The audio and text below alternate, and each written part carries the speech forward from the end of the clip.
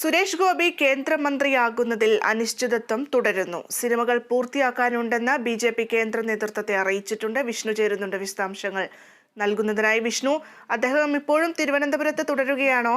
അതുപോലെ തന്നെ അദ്ദേഹത്തിന്റെ കേന്ദ്രമന്ത്രി സ്ഥാനവുമായി ബന്ധപ്പെട്ട അനിശ്ചിതത്വം തുടരുകയാണ്. എന്തൊക്കെയാണ് വിശദാംശങ്ങൾ? അദ്ദേഹം ഇന്നത്തെ സത്യപ്രതിജ്ഞാ ചടങ്ങിൽ പങ്കെടുക്കാനുള്ള സാഹചര്യങ്ങൾ കാണുന്നുണ്ടോ?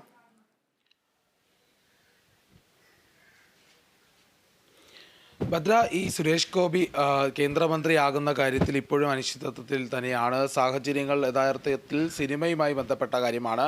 സുരേഷ് ഗോപി 4 സിനിമകൾക്കാണ് ഇതുവരെ കരാറിൽ ഒപ്പുവച്ചിരുന്നത്. 2 വർഷത്തേക്ക് കൂടി സിനിമയ്ക്കുള്ളിൽ നിൽക്കണമെന്നുള്ള ഒരു സാഹചര്യം നിലനിൽക്കുന്നുണ്ട്. 4 ചിത്രങ്ങളിലും പങ്കെടുക്കേണ്ട ഒരു സാഹചര്യമുള്ളത് കൊണ്ട് തന്നെ ക്യാബിനറ്റ് പദവി ലഭിച്ചു കഴിഞ്ഞാൽ സിനിമയിൽ ചിത്രീകരണത്തിന് വന്നെത്താൻ സാധിക്കാത്തൊരു സാഹചര്യമുണ്ടാകും. അദ്ദേഹത്തിന് ആ തിരക്കിൻ്റെ സാധ്യത കണക്കിലെടുത്താണ് അദ്ദേഹം ഇപ്പോൾ കേന്ദ്ര മന്ത്രിസ്ഥാനത്ത് നിന്ന് മാറി നിൽക്കാനുള്ള ഒരു സാഹചര്യം ഒരുക്കാൻ ആവശ്യപ്പെടുന്നത്.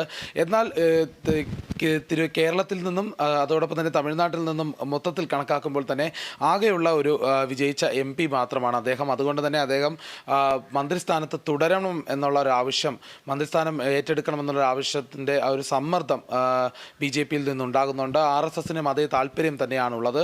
അതുകൊണ്ട് തന്നെ കേന്ദ്രമന്ത്രി സ്ഥാനത്തിൽ ക്യാബിനറ്റ് പദവിയോടെ തന്നെ അദ്ദേഹം എത്തണമെന്നുള്ള ആവശ്യം ഉന്നയിച്ചിട്ടുണ്ട്. ഏതായാലും അതിൽ നിരസിക്കുന്നൊരു സാഹചര്യം ഉണ്ടായിട്ടില്ലെങ്കിലും സിനിമകളിൽ പങ്കെടുക്കേണ്ട ഒരു സാഹചര്യമുണ്ട്. അതിന് അനുമതി വാങ്ങുന്നതുമായി ബന്ധപ്പെട്ട കാര്യങ്ങൾ നേരത്തെയും അദ്ദേഹം പങ്കുവച്ചിരുന്നു. പക്ഷേ ഇപ്പോൾ ഇന്ന് സത്യപ്രതിജ്ഞയിൽ പങ്കെടുക്കുന്നതിനായി, ഇന്ന് രാത്രി 7:15 സത്യപ്രതിജ്ഞാ ചടങ്ങിലേക്ക് എത്തുന്നതിനായി രാവിലെ തന്നെ അദ്ദേഹം മടങ്ങിയിട്ടില്ല എന്നുള്ളതാണ് എടുത്തു പറയേണ്ട ഒരു കാര്യം. അദ്ദേഹം ഇപ്പോഴും തിരുവനന്തപുരത്ത് വീട്ടിൽ തന്നെ തുടരുകയാണ്.